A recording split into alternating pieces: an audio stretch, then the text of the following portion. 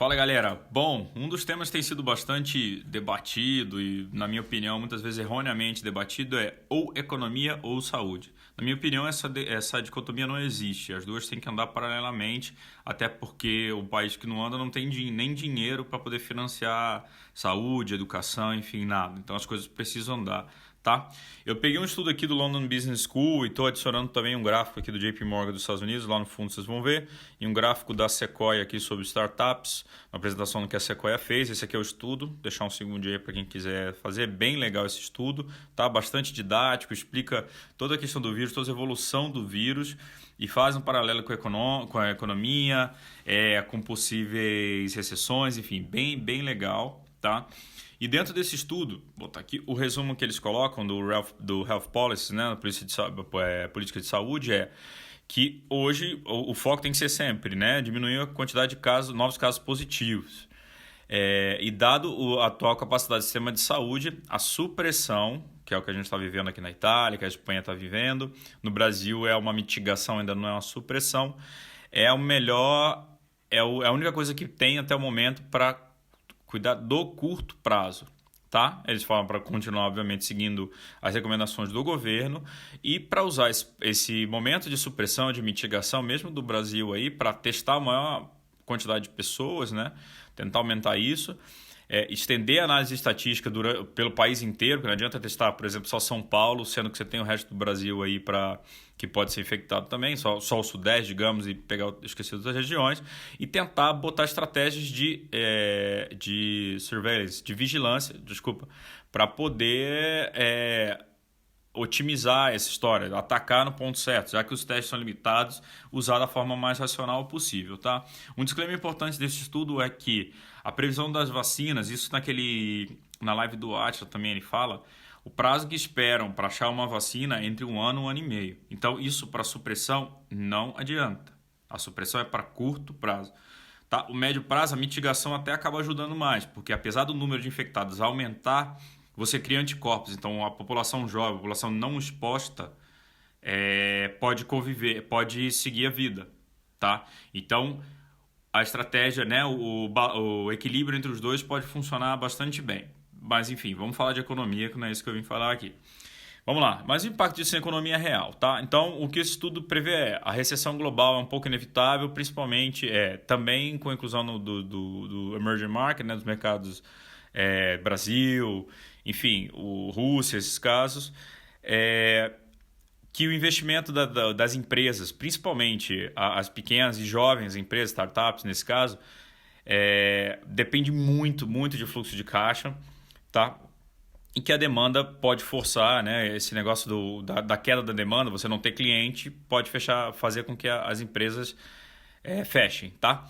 Desse mesmo estudo tem esse gráfico aqui, eu achei bastante interessante, que ele demonstra que o fluxo de caixa, quanto menor a empresa, mais ela depende da entrada do fluxo de caixa. Então vamos só quebrar um paradigma aqui, empresário e rico, igual a rico, isso é quase um antônimo, isso não é um sinônimo, tá? É sinônimo com o Tier 1 ali, os caras de empresas grandes, tá, estão há muito tempo, tá? O restante da galera, não, é gente normal, tirar aqui o negócio, gente normal e sem fluxo de caixa não vai. Então aqui estamos falando do cara que é dono do restaurante Aquilo, na esquina onde você vai todo dia. Esse cara tem cozinheiro, tem um monte de gente para pagar ali, sem fluxo de caixa esse cara não tem reserva, tá? Isso não dá dinheiro, o cara não fica milionário com isso.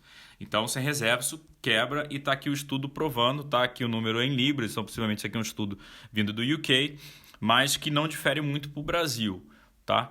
E aqui, esse é o gráfico da Sequoia, que é uma empresa de investimentos, desculpe se eu falar besteira aí, galera de startup, mas é um investor no Brasil em startups, tá? Eles compram angel investor, enfim.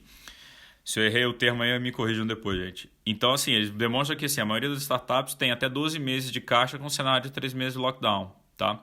Isso mantendo nada mudando. Até 6 meses, enfim, piorando, obviamente, quando há lockdown. E, óbvio, se eles fizerem alguns planos aí de redução de gastos, ele tem mais tempo de grana. Mas lembrando que tem muita startup, por exemplo, que precisa de novos investimentos, tá? Então precisa de mais investidor anjo aí e não tem, o dinheiro secou. Ninguém vai investir agora, A problema de liquidez vai vir, então novas granas são complicados. Então todas as ações, inclusive do governo hoje, é para ajudar quem está na ativa, mas não é para ajudar a startup a crescer nem nada. Então é para enxugar gelo mesmo. Isso aqui é um gráfico que eu achei bastante interessante, que é o impacto nos restaurantes. Então vamos falar da economia pequena aqui, economia real. Então você tem aqui quase 100% no queda nos lugares, obviamente, onde fecharam os restaurantes. Então o que você vai ter mais serviço de delivery. Estão ouvindo ao fundo aí uma ambulância aqui na Itália que faz mais barulho que os italianos. Isso aqui é um gráfico do JP Morgan para os Estados Unidos. Então, na média, eu mostrei esse gráfico outro dia, continuou pequeno, mas enfim, que 25% das empresas tem caixa, tem um buffer, né, uma reserva para 13 dias só de operação, sem novas receitas. A média tem 27 dias. Então, estamos falando aí que todas as empresas do dia a dia aí estão bastante lascadas. Empresas que a gente frequenta, bares, essas coisas. Sem receita, esses caras não sobrevivem. Tá? E as políticas macroeconômicas aqui, que com pequena ou nenhuma intervenção do governo, os custos econômicos, obviamente, vão ser intensos, imensos, não está acontecendo, os governos já estão agindo, tá? Hoje, obviamente, o foco deve ser nos gastos de saúde.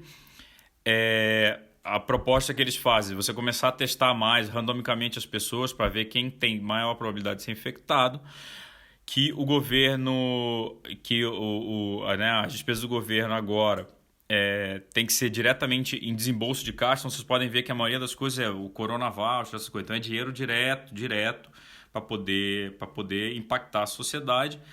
E, enfim, o Banco Central garantindo liquidez, essas coisas, para que as empresas tenham de onde tirar dinheiro. E menos as empresas grandes. Então, assim, para evitar demissões ao máximo.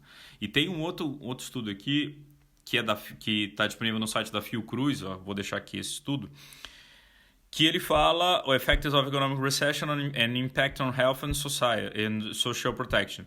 Então, assim, esse estudo chegou à conclusão que 1 ponto percentual de queda na taxa do desemprego dá 0,5 pontos percentuais a cada 100 mil mortos, ou seja, o desemprego mata. Então, entre 2012 e 2017, 31.400 mortes só por causa do desemprego, então 6.200. Se a gente está falando aí que o coronavírus tem 111 mortos, acho que é esse o número, mas você tem 6 mil por desemprego, você não pode desprezar a variável economia nessa história, beleza?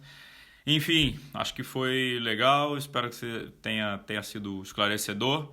Quem quiser aí depois perguntar os papers e tal, eu giro para vocês. É isso, caminha para todo mundo. Obrigado pelos comentários, pela força. Já tem NP News. Valeu, galera!